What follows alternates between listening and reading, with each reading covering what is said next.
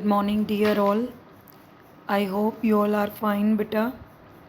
So, in today's video, I'm going to start the next chapter, that is transportation in plants and animals. ठीक है?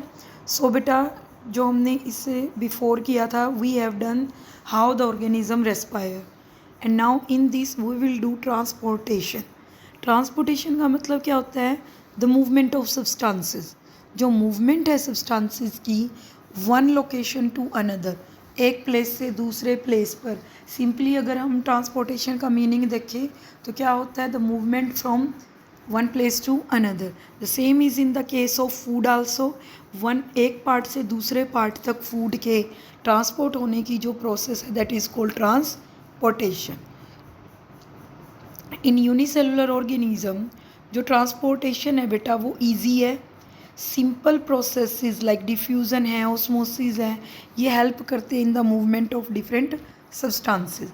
आपको पता है जो यूनिसेलुलर ऑर्गेनिज्म है उनके अंदर सिर्फ एक ही सेल से बनी हुई बॉडी पार्ट्स होते हैं. ठीक है, तो उनके अंदर कोई स्पेसिफिक सिस्टम नहीं होता, एक ही सिंपल सिस्टम होता है, दैट इज़ डन डिफ्यूज़न और ऑस्मोसिस.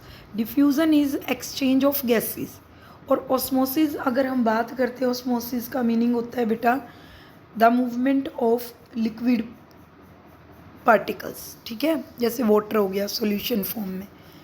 इन मल्टीसेलुलर ऑर्गेनिज्म जैसे हम हैं, यूनिसेलुलर एग्जांपल अमीबा हो गया, पैरामीशियम हो गया बेटा. ठीक है, मल्टीसेलुलर ऑर्गेनिज्म जो बॉडी परफॉर्म करती है डिफरेंट फंक्शन. ठीक है, they stay connected so each part get required substance while the unwanted materials are eliminated from the body by the simple process like diffusion and osmosis. These are not sufficient here for transport. Multicellular में भी अगर diffusion और osmosis की process हो तो बेटा आपको पता है एक सेल में डिफ्यूज़न होगा, ऑस्मोसिस होगा, नेक्स्ट सेल में फिर डिफ्यूज़न ऑस्मोसिस. तो बेटा हमारी बॉडी के अंदर billions of cells are present. तो डिफ्यूज़न और ऑस्मोसिस में क्या होगा? It will take a long time.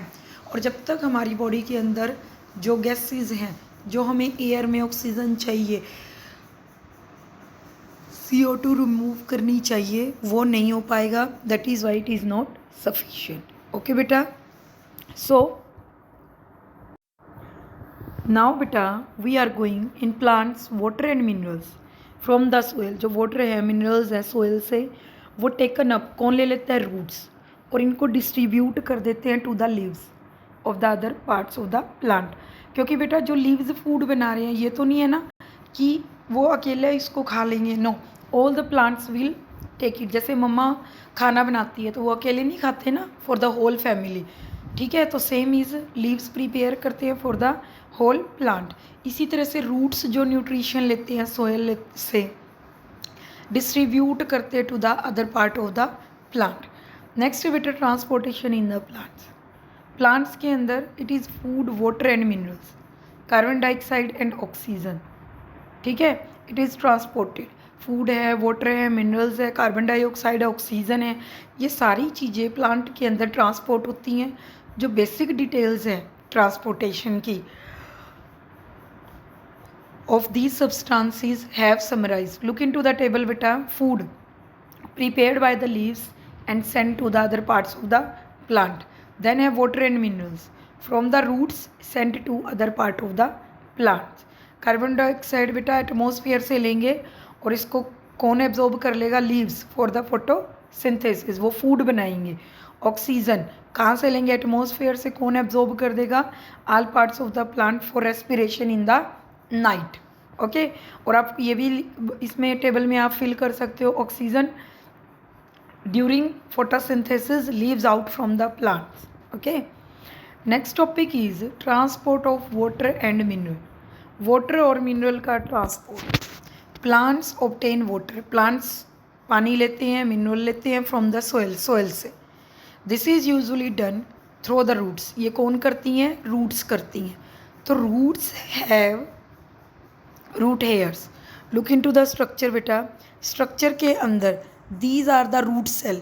अगर आप रूट को माइक्रोस्कोप के अंदर देखते हो तो आपको ये सेल दिखाई देंगी, और इनके अंदर ये जो एक्सटिंक्शन है बाहर निकली हुई है, दीज आर रूट हेयर। अगर कभी आपने प्लांट को, छोटे प्लांट को मिट्टी से निकाल कर देखा हो, उसकी रूट के साथ छोटे छोटे छोटे छोटे बहुत सारे हेयर निकले होते हैं, धागे की तरह, thread like structure, that are called root hair. ठीक है, in between the cells spaces present होता है जिसको बोलते हैं air spaces between the soil particles. तो बेटा ये क्या करते हैं रूट हेयर, ये इंक्रीज करते हैं सरफेस एरिया को। देखो सेल तो यहाँ तक थी, लेकिन रूट हेयर कितनी आगे तक गए हुए हैं, तो ये इंक्रीज करते हैं surface area for the absorption of water and mineral. The absorb water and mineral are transported to the other part of the plant by a network of tubes called xylem. जो water है और mineral है पानी में dissolve, वो transport होते हैं root से लेकर other part of the plant by the network of tubes called xylem. So you may compare this to the network of pipeline that bring water to your house from the water purifying tanks. आप इसको ऐसे भी ले सकते हो कि जो tank होता है पानी की टंकी, जहाँ से सप्लाई होता है पानी टू द अदर, वॉशरूम में, किचन में, घर में, जहाँ पर भी, तो that is the pipeline system is the tissue. Okay, so there is a separate network of tube that transport food from leaves to the other part of the plant. This network is called phloem. ठीक है, एक और separate network होता है food को transport करने का leaves से other part of the plant, that is called phloem. तो बेटा जो मिनरल्स है वो कौन लेकर जाता है, दैट इज़ जाइलम, और जो फूड को लीव्स से अदर पार्ट तक ट्रांसपोर्ट करता है that is phloem. The next one is बेटा xylem and phloem thus make up the conducting tissue of a plant. तो जाइलम और फ्लोएम को हम इकट्ठा बोलते हैं conducting tissue, that is given a specific name known as vascular tissues और vascular bundles. ठीक है, so conducting tissue of a plant क्या है, जाइलम जो ट्रांसपोर्ट करता है वाटर और मिनरल्स को, फ्लोएम ट्रांसपोर्ट करता है फूड को, और इन दोनों को इकट्ठा हम क्या बोलते हैं, vascular bundles. Look at the structure, this is xylem and this is phloem. Internal structure, a part of the stem of a plant showing its xylem and phloem network. Okay बेटा, so next is activity given. Activity के अंदर क्या किया है बेटा, जो एक flower है, वाइट फ्लावर, बेलेसम का, रोज़ का, कोई भी आप ले सकते हो, उसको दो बीकर में, एक में रेड इंक वाला पानी और एक में ब्लू इंक वाला आप पानी डालो, और शार्प ब्लेड से क्या करो, उस स्टेम को दो हिस्सों में कट कर दो, 15 सेंटीमीटर 20 सेंटीमीटर तक, थोड़ा ऊपर छोड़ देना. उसके बाद उनको डिप कर दो. Half of the stem dip होनी चाहिए बीकर के अंदर, और हाफ ऑफ द स्टेम दूसरी तरफ से बीकर में डिप होनी चाहिए. अब इसको 2-3 आवर्स के लिए छोड़ दो. आप 2-3 आवर्स के बाद देखोगे कि जो फ्लावर है उसका कलर चेंज होना शुरू हो गया. तो ये कैसे हुआ, नीचे से जो वाटर है वो क्या कर रहा है, मूवमेंट कर रहा है. तो वो मूवमेंट कौन करवा रहा है बेटा, जाइलम. ओके, इसे रीड कर लेना, this is important. The next part is बेटा ट्रांसपीरेशन इन प्लांट्स. जो ट्रांसपीरेशन है प्लांट्स के अंदर वो कैसे होता है. Transpiration is the evaporation of water molecules in the form of water vapor from the plant surface, especially from the stomata on its leaves. In the smaller classes you have learnt about that transpiration क्या होता है, evaporation of water, or you can say loss of water from the leaves. So you may wonder why a plant loses water. आपको हैरानी होगी कि plant तो important, water तो important होता है, फिर प्लांट इसको क्यों लीव करता है. सो प्लांट एब्जॉर्ब वाटर करता है, मिनरल करता है from the soil. Okay, while most of the minerals are utilise. तो जो मिनरल्स है बेटा उसको क्या कर लेते हैं, यूटिलाइज कर लेते हैं प्लांट. तो जो वाटर बहुत सारा उसने लिया है वो सारा यूज़ नहीं होता. एक्सेस ऑफ वाटर जो बच जाता है वो कहाँ चला जाता है, इवेपोरेट हो जाता है. तो ट्रांसपीरेशन जो है बेनिफिशियल है प्लांट्स के लिए. क्रिएट करते हैं संक्शन पुल, खिंचाव, जो हेल्प करता है water to be transported to great height in the tall plant. Look into the structure, water lost by transpiration, ऊपर से गया तो ऊपर क्या हो गया, लॉस हो गया वाटर का, तो अब कमी हो गई. तो जहाँ पर ज़्यादा है जो चीज़ वो वहाँ से कहाँ मूव करेगी, कम की तरफ. तो वाटर और मिनरल्स कहाँ है ज़्यादा, सोइल में. सॉइल से कहाँ जाएंगे, स्टेम में, स्टेम से कहाँ जाएंगे, अपर।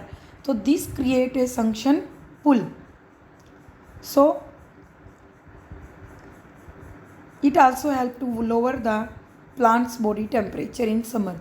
गर्मियों में अगर ये होता है तो इससे क्या होता है, प्लांट का जो टेम्परेचर है वो मेंटेन रहता है। इट में be called a necessary evil.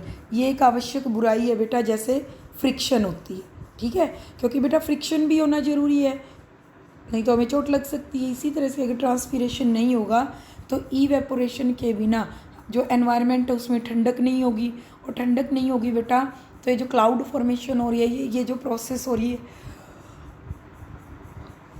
ये कैसे होगी। सो डू यू नो, अगर हम एक सिंगल मेज़ प्लांट को लॉस को काउंट करें वाटर का, तो 245 लीटर वाटर लॉस करती है through transpiration in one growing season, एक सीज़न, ठीक है। So next is transportation in animal. In higher animal including human being there is a circulatory system. Circulatory system होता है ट्रांसपोर्टेशन के लिए। तो these include digested food, oxygen, carbon dioxide, excretory waste, ठीक है। So these are included in it.